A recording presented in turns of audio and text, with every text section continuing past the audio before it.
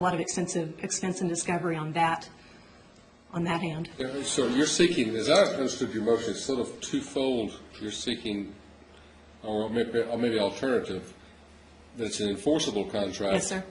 Although you prefer, you're also asking to determine there's been a breach. Yes, sir. But one of your alternatives is for the court to make a determination as a matter of law that it is an enforceable contract. Yes. Okay. Yes, that's correct. And that would answer the declaratory judgment and feed in as well to the breach of contract, obviously. Everything's so interconnected in this case that it's kind of hard to separate. But I did want to make it clear that as far as damages go, we felt that was better reserved for a later date after the determination had been made on these facts about liability. Okay. Thank you. All right. Thank you. Mr. O'Challen, can you be back? I think I've said all I can think to say.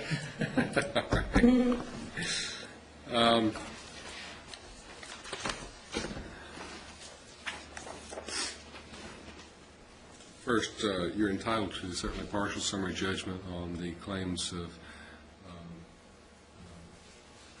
item 2, the inducement.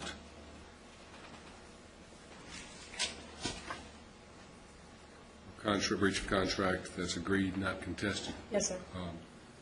As to your other motions, they're respectfully denied at this time. I think there are genuine issues of material fact.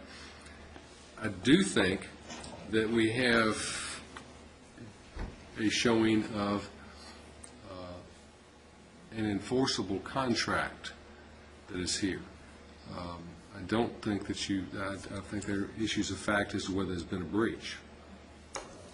And one of the key elements there is whether or not what Dr. Thomas has done constitutes practice of pathology within Blount County or not.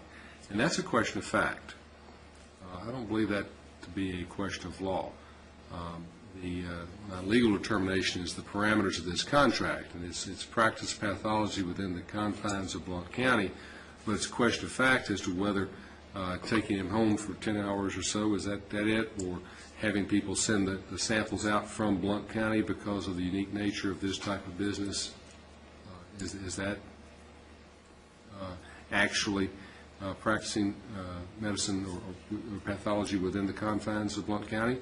Or is it not? Or is it just simply that, no, it would be right outside of, I guess, Anderson or Knox or somebody who's right next door to Blount County, and he could be on the county line and not be doing it, even though everybody drove over there and dropped him off to him or sent him to him the same way.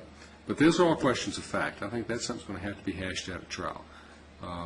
The terminology of the contract, one of your arguments was that it's upon dissolution of the agreement or the company.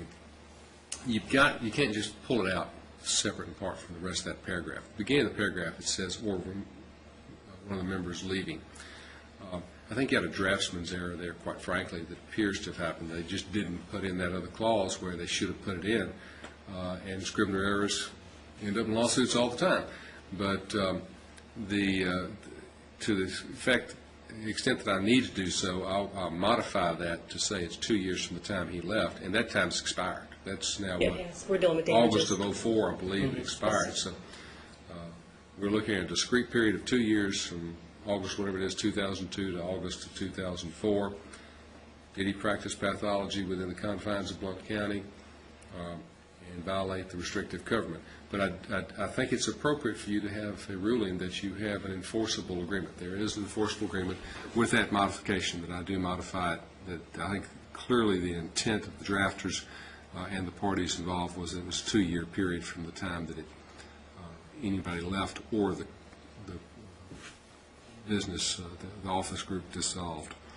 Now, on the procurement of, not procurement, but the, interference with prospective business relationships, the TrawMed type claim that's in there. Again, there's some fact questions here as to whether that took place.